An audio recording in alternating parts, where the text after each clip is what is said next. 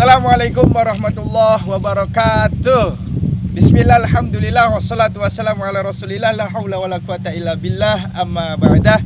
Sahabat pesantren yang dimuliakan Allah subhanahu wa ta'ala, berjumpa lagi dengan kami di channel Yu Ansoran. Nah, dengan konten mengupas sejarah-sejarah tentang pondok pesantren yang ada di Kecamatan Ketanggungan, syukur-syukur di Kabupaten Brebes. Nah, dukung terus channel ini, gak usah macam-macam dukungnya, cukup subscribe, gratis lagi. Ya, ini saya berada di Desa Sindang Jaya. Nah, itu sahabat.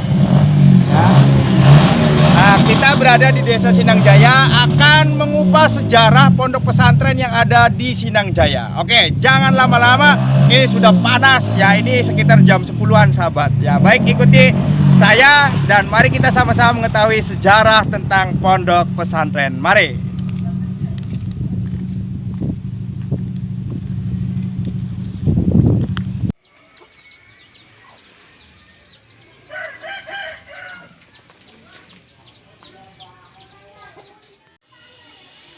Assalamualaikum warahmatullahi wabarakatuh. Berjumpa lagi dengan kami sahabat pesantren. Nah, sahabat pesantren yang dimuliakan Allah subhanahu wa ta'ala, ini saya sudah berada di depan rumahnya pengasuh pondok pesantren Miftahul Huda. Lupa lagi ya. Miftahul Huda, Desa Sindang Jaya. Baik, jangan lama-lama, kita akan silaturahmi langsung dengan Pak Yai dan kita langsung saja. Mari ikuti saya. Assalamualaikum.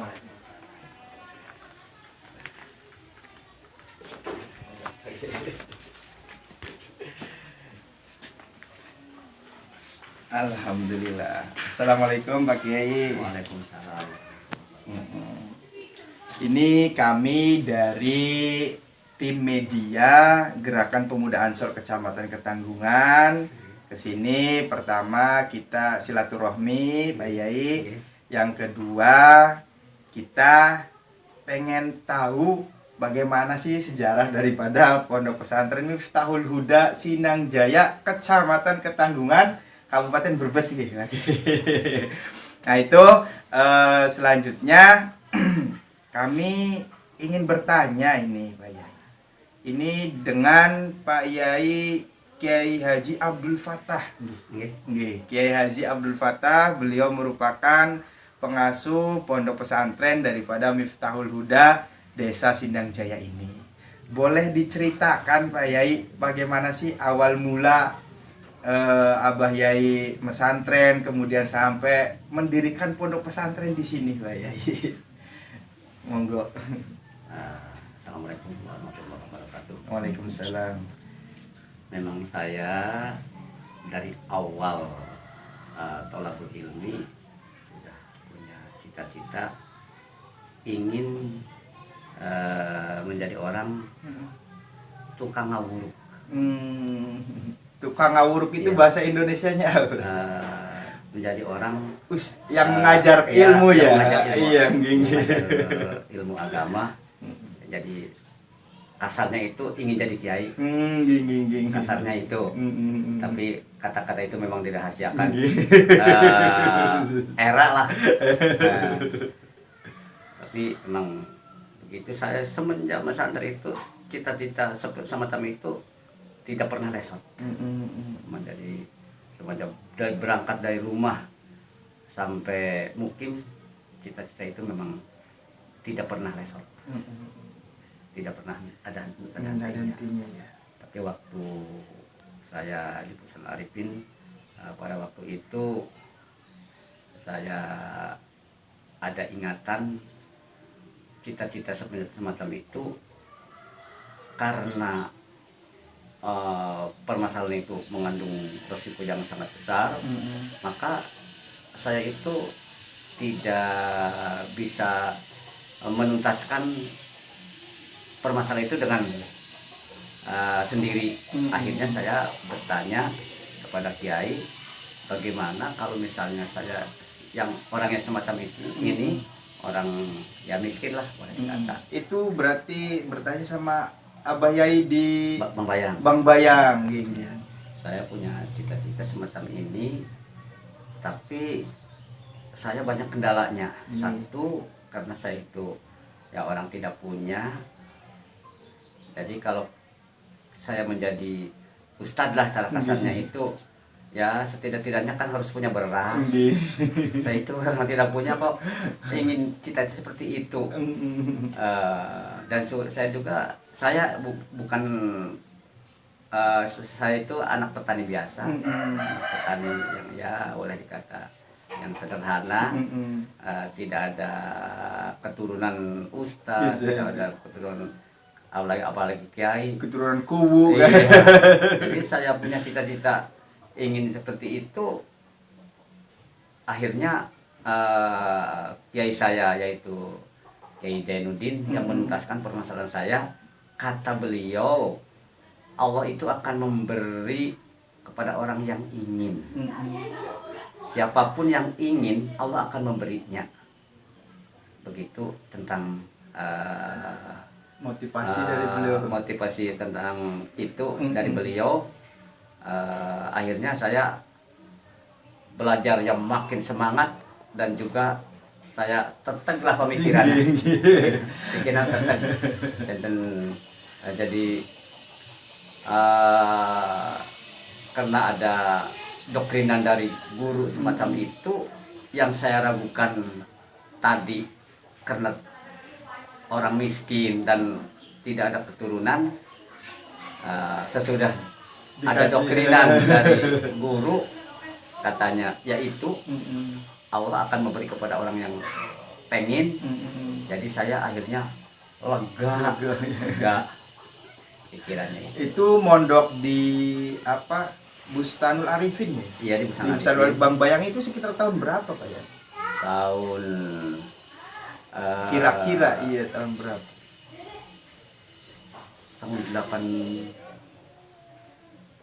Tahun 70, antara 78-an. Antara 78 gitu. Berarti itu sekitar umur 15 tahunan gitu Pak Kiai. Antara 15-16 tahun gitu. Kalau sekarang itu lulus SMP gitu. Karena saya itu cepat MI tahun 70 tilu.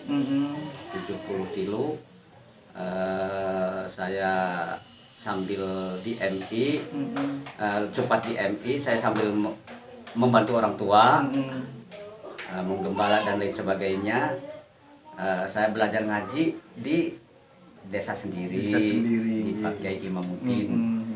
Pada waktu itu saya 4 tahun, alhamdulillah pada waktu itu ya dunia ya dan sebangsanya, alhamdulillah dunia sudah bisa talar dari awal sampai akhir berikut hatinya. Saya sambil menghafalnya itu sambil berjalan, sambil menggembala, sambil ambil rumput. Jadi kemana saja saya itu terus pelajaran dihafal, sampai apapun pelajaran yang di situ harus dihafal, hafal semuanya. Bawa arit ya bawa buku. Iya. Yang sudah hafal itu tidak usah bawa buku juga, terus digaungkan. Setelah dari Bang Bayang berarti itu lanjut lagi Pak. Lanjut lagi selama di Bangka 5 tahun, terus saya pulang dulu ke rumah. Ya kata orang tua udah membantu saja di sini. Tapi saya pada waktu itu ingin meneruskan pelajaran, ingin meneruskan belajar. Pada waktu itu orang tua sama sekali tidak mengizinkan. Tapi alhamdulillah, walaupun orang tua mendoktrin saya supaya jangan ingin belajar, ingin meneruskan, tapi tetap saya ingin meneruskan, sehingga tetangga rumah ada yang mendukung pada saya untuk meneruskan belajar. Ya alhamdulillah, saya pada waktu itu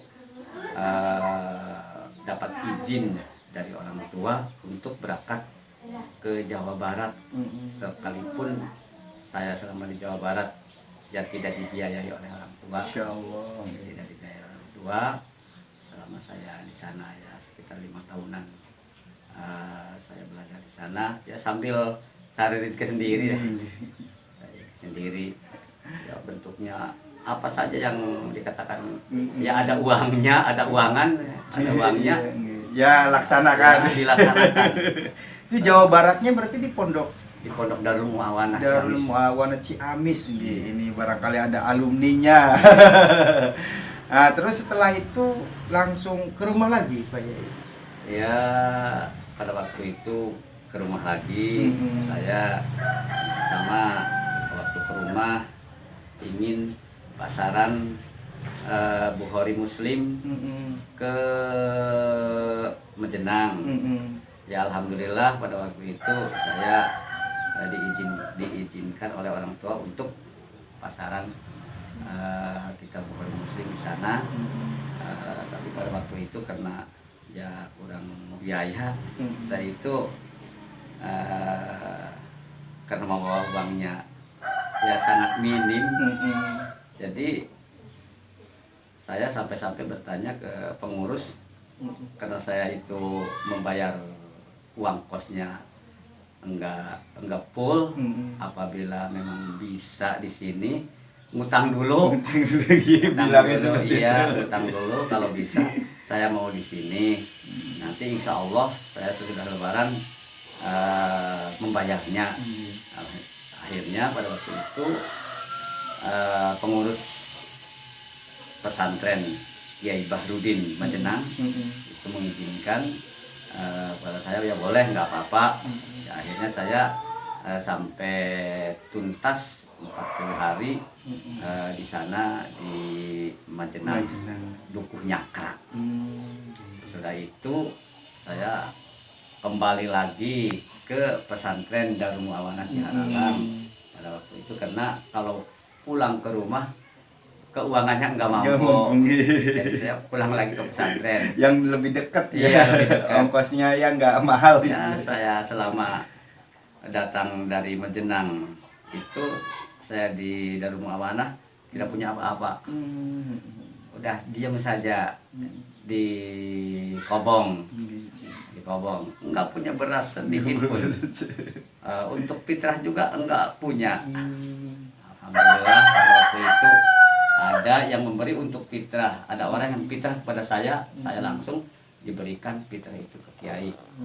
Jadi alhamdulillah saya pada waktu bisa fitrah, alhamdulillah.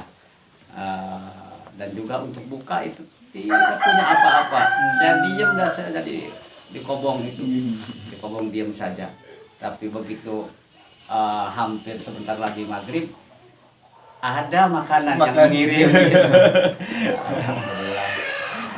Berarti setelah itu ini awal mula pendirian pondoknya itu bagaimana berarti? Saya pada waktu itu dalam satu waktu saya pulang sini, ada orang yang menanya, apa iya kamu itu ingin mendirikan pesantren? Kata saya memang iya. Dari dulunya pun saya punya cita-cita ingin punya pesantren. Entah di mana saya itu yang saya inginkan. Katanya kalau memang ente pengen itu, saya akan mewakafkan tanah. Insya Allah. Itu namanya Pak Guru Makmun yang menjadi kepala desa. Kepala desa Sindang Jaya itu namanya dulu ya, Guru Makmun ya, dulu. Akhirnya itu mewakafkan ini seperempat bau. Dari yang sepancar ini, yang pencaran ini dari Bapak Sukim ya seperempat bau. Ini yang khusus pakai rumah ya pemberian dari seseorang yang dianya itu ingin memberi untuk rumah pakaiannya. Berarti awal mula pendirian itu bangunan yang sebelah mana, Pak? Putra dulu apa putri dulu yang pertama bangun? Yang pertama dibangun itu Ya dua bangunan ini. Dua bangunan Dua berarti. bangunan. Oh, langsung berarti. Dua ya? bangun langsung. Gitu. Karena ini yang membangun semua masyarakat Desa Sinanjaya. Alhamdulillah. Jadi pada waktu saya mau mukim Desa Sinanjaya, klub semuanya per kelompok itu membangun pesantren itu per gotong kobong. royong ya Per berarti, kobong. per kobong. Per kobong. Kelompok kami, kobong ini, kelompok anu, kobong ini. Akhirnya 10 kobong dibagi 10 kelompok bisa terwujud pesantren. Lek ini 2 bangunan. Sesudah punya 2 bangunan, ya akhirnya kedepannya itu bertahan. Itu tahun berapa berarti kira-kira, Pak? Ya sekitar 86-an itu. 86-an ya berarti. Iya, waktu baru ngebangun itu sekitar tahun 86-an. Nah, itu nama Miftahul Huda nih. Iya, betul. Itu asal mulanya bagaimana sih, Pak? Ya, bisanya namanya Miftahul Huda itu. Jadi pada waktu itu karena yang memukimkan saya itu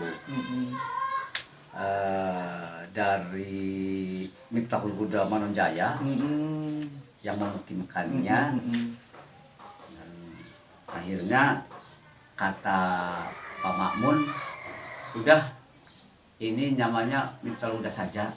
Tabarukan Ya, gitu. tabarukan. Jadi dan juga ya kiai-kiai saya yang lainnya dari Bang Bayang, Kiai Jen, Kiai Eno Kailani, dan Saharalang, Kiai Mukhtar, dan juga Kiai Jumhur dari Karangmalang, dan kiai-kiai yang ada di sini semuanya pro untuk untuk menamakan itu memang ya udah kesepakatan. Ya udah namanya itu aja. Itu waktu bangun pesantren, ini ngapunten ya Pak Yai, Ya. itu udah nikah apa belum Pak Yai? Saya waktu itu belum menikah saya. Oh, berarti dalam apa ya, seorang pemuda udah semangat mendirikan pesantren. Jadi saya ya baru menikah tapi belum mungkin saya. Sesudah nikah saya pesantren lagi. Oh. Jadi saya menikah, saya pesantren lagi, masyarakat membangun. Oh, iya. Oh, berarti pembangunan ini Pak Yai itu dalam keadaan pesantren. Pesantren. Masya Allah. Jadi saya mukim, ini pesantren sudah ada. Udah jadi. Jadi merancangnya itu saya sebelum menikah sudah merancang, ini pekarangannya sudah sudah dirumuskan, diukur ini ya. ini pekarangannya. Saya habis itu ya menikah, terus pesantren, masyarakat semua di sini kompak untuk membangun pesantren. Saya mukim, ini pesantren sudah jadi. Masya Allah. Kalau ini musola udah lama ini bangunannya? Ini musola masih rada ya agak baru ya berarti. Sekitar 5 tahunan. Yang musola lama itu sana. Musola lamanya Oh, itu ya berarti yang yang sana sebelah barat ini itu. Ada sekarang bangunannya ada? Ada. Masya Allah, nanti kita lihat ke sana ya sahabat, bangunan-bangunan lama ya berarti. Itu masih itu musola lama. Nah, untuk sekarang ini berarti ada santri dari luar nggak ini Pak? Ada. Alhamdulillah. Dan juga di sini sering kegiatan aktivitas-aktivitas NU ya Pak ya. Sering. Seperti IPNI PPNU. Iya, sering di sini. juga. Sering di sini. Kegiatan-kegiatan NU. Silahkan di sini kalau misalnya akan ada kegiatan-kegiatan, silahkan ini fasilitas cukup luas juga ya luas, lapangan. dan juga air banyak. Banyak. Ya, Gigi. sekalipun kemarin ketiga lawas Sekali. sekali, tapi di sini boleh dikata pusat pengambilan air. Waktu kemarin masyarakat ngambil air dari sini. Kemarin. Alhamdulillah air sudah cukup banyak. Bahkan sampai masyarakat juga banyak yang ngambil ya gitu. jalur, Jalur oh, yang jalur. jalur nggih. Pakainya ledeng ya. Iya. Nggih, Ya nggih. lumayanan untuk kas pesantren. Nggih. Ya lumayan, alhamdulillah dari air bersih juga kami bisa membuktikan ini saung pemarkiran motor ini sebelah barat yang Putri ini alhamdulillah itu dari air bersih juga. Ini dari ini sebelah timur ini pemarkiran motor Sati laki-laki ini juga hasil dari air bersih juga. Masya Allah. Sampai itu di susukan itu di dak itu juga dari air bersih. Ya, alhamdulillah Pak Kiai. Yang terakhir Pak Yai, kita minta nasihatnya buat anak-anak muda biar semangat mencari ilmu itu bagaimana Pak Yai? Tahu ya. Ya yang penting kita masalah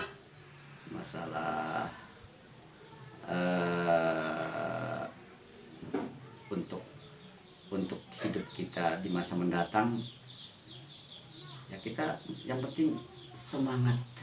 Yang penting semangat, jangan sampai mengurangi kesemangatan karena kurang biaya atau kurang dukungan orang tua.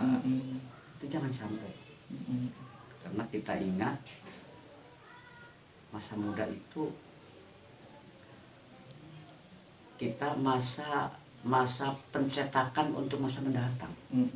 Jadi kalau misalnya kita tidak siap-siap dalam masa muda, akan bagaimana kita nanti ke depannya?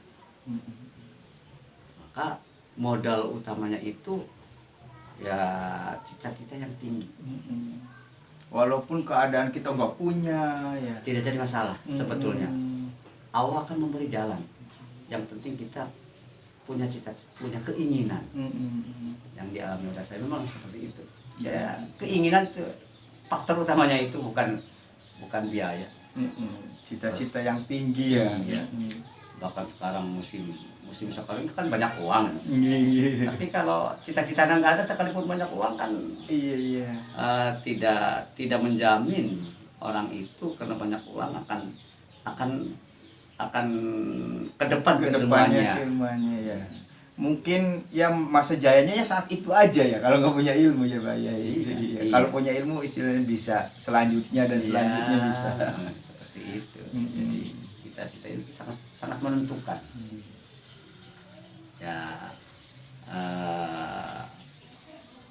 Ya kesana-kesananya itu ya takdir Allah yang menentukan. Kita itu hanya bersyariat. Yang penting kita udah ada usaha. Iya. Usaha dan doa. Nggih, itu saja Pak Yai. Terima kasih atas bincang-bincangnya. Semoga bermanfaat dan juga menjadikan motivasi hidup buat anak-anak muda sekarang. Amin. Selanjutnya ini terakhir kami punya kenang-kenangan Pak Yai dari GP Ansor. Nggih. Ini mohon diterima Pak Yai. Kenang-kenangan foto Mbah Hashim Asy'ari. Kebetulan saya lihat juga belum ada. Nggih, mohon diterima nggih Pak Yai. Ini foto anak sayang yang kemarin meninggal. Namanya Hafid. Udah Alfiah Hafid juga Pak Yai. Hafid Al-Qur'an. Ya, alhamdulillah berarti husnul khotimah. Amin. Nggih, monggo diterima Pak Yai. Allah. Nggih, gitu saja para sahabat pesantren yang dimuliakan Allah Subhanahu wa taala. Dan terakhir Pak Yai kita minta doanya semoga GP Ansor kedepannya lebih dekat pesantren lagi, Amin. lebih maju lagi, lebih bermanfaat lagi. Memang harus itu. Dan diri saya pribadi juga mudah-mudahan semangat terus Amin. di GP Ansor. Amin. Monggo Pak Yai minta doanya. Doa apa? Nggih, doa monggo. Bismillahirrahmanirrahim. Allahumma sholli wa sallim ala sayyidina wa habibina wa syafiina wa taribina wa tuqina wa malana Muhammad wa sallim radhiyallahu tabaraka an kulli sahabati ala rasulillah ajma'in. Amin ya rabbal alamin. Hamdan yuwafi ni'amahu wa yukafi mazidah. Tampungan air bersih. Berarti Ledeng teh kan dulu ya. Mohon. Balong aya leleng. Saya kayak sama. Oh, Saya loba tadi saya. penampungan air bersih ini sahabat. Kita akan melihat musola yang pertama dibangun. Iya nya apa ya? Oh, iya. Oh, nah ini sejarah musola pertama ini. Ya, sejarah pertama. Di bawah tahun 90. Ini sekarang masih kuat ya Pak ya? Ya, alhamdulillah. Tapi ini pakai santri apa? Ini sudah tidak dipakai. Oh. Nah, sekarang karena itu musolanya. Hmm. Ini tempat barang-barang pesantren. Jadi kayak semacam gudang. Iya. Nah, ini untuk sementara, tapi kedepannya ini mau Dibangun lagi. dibangun pondok pesantren Al-Quran. Oh, insyaallah. Jadi ada rencana ini nanti untuk Khusus ya, iya, khusus tahfidz iya, berarti. rencananya itu. Sekarang tahun ini mau dibuka. Alhamdulillah. Mau dibuka tahun ini karena anak saya itu yang itu mukimnya ini mau mukim. Berarti ini tahun depan mau dibuka pesantren tahfidz nggih. Dari tahun ini mulai. Udah mulai ini Iya, ya, iya. udah mulai pembukaan pesantren tahfidz. Monggo anak-anaknya yang mau ngafalin Quran bisa di Sindang Jaya. Sudah di persiapan guru-gurunya itu. Oh iya ya sudah siap semua ini. Dan Ini masih tanah berarti. iya. Dan di sini Ini itu, bangunan apa Pak? itu makam, Oh, majelis zikir di depan makam. makamnya siapa kira-kira? Anak saya itu yang Oh, gini. Kalau orang tua Pak Yai di sini juga makamnya. enggak di sana. Di makam. Oh, ini majelis berarti. Oh, ini majelis zikir. Ini majelis zikir. Jadi dan juga majelis taklim. Iya. Setiap sore Kemis di sini diadakan zikir bersama. Zikir bersama. Setiap sore Kemis. Tapi kalau setiap hari Minggu zikir bersamanya di musola. Di musola. Ini khusus Baru ya pakai Iya, bangunannya ini baru ya. sedang dibangun ya. Itu ke sana masih Itu sampai saung itu. tanah Tanah pesantren. Tanah pesantren. Iya. Oh, kedepannya ini bisa jadi luar biasa, sahabat. Mudah-mudahan berkembang Pak Yai. Rencana pesantren ini ke kawasan pesantren Al-Quran. Dan di sini biayanya cukup murah. Murah gitu ya. Jadi biaya hidup itu hanya 150 untuk makan dan iuran pesantren. Pesantren semuanya sudah sebulan itu. Iya. Masyaallah. 150 cukup. Itu. Udah makan, udah ngaji semuanya. Iya, iuran pesantren, iuran air semuanya untuk lah. minum, Iya. untuk listrik dan lain sebagainya kebutuhan di pesantren. Tinggal ngaji saja. Iya, 50 itu per bulan cukup. Biayanya murah sahabat ya. Cuma 150 dapat semuanya, tinggal ngaji, makan, air sudah Makan 3 kali. makan 3 kali. Masya Allah. Kapan lagi monggo yang punya anak silakan pondokkan anaknya di Sindang Jaya. Ya. Insyaallah nggih. Kiranya cukup Pak Yai lihat-lihatnya. Ya, kalau mau disotik itu Nggih, ya. ya monggo. Ini majelis. Majelis zikirnya itu. Itu ada santri lagi ngopi. Itu makam. Mangga. Ngopi lah makan ya, Pak.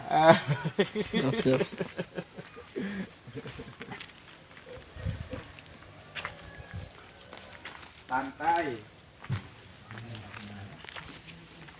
Hamzah, dan pulang Hamzah. Makan telepon. Satu jawaban baik. Ya, majelis makam putra Sudah hafid ya. Hafid. Al-Hafid.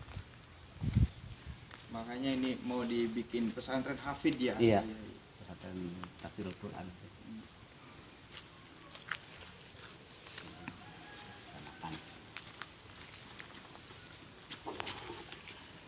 Cukup aja. Suratul ladzina. Terima kasih sahabat pesantren yang dimuliakan Allah Subhanahu wa taala. Semoga sahabat-sahabat yang di rumah yang menyaksikan semuanya dapat keberkahan dari Amin, pesantren amin, ini. amin, Amin ya amin, rabbal amin. alamin. Dukung terus channel kita. Jangan berpikir macam-macam, cukup dengan klik tombol subscribe-nya. Itu sudah cukup mendukung channel kita untuk mengungkap sejarah-sejarah tentang pondok pesantren di Kecamatan Ketanggungan. Syukur-syukur nanti bisa se Kabupaten Brebes, Pak ya. Amin. Demikian sahabat pesantren yang dimuliakan Allah Subhanahu wa taala, kami tutup. Wallahul muwaffiq ila aqwamit thoriq. Wassalamualaikum warahmatullahi wabarakatuh. Waalaikumsalam warahmatullahi wabarakatuh.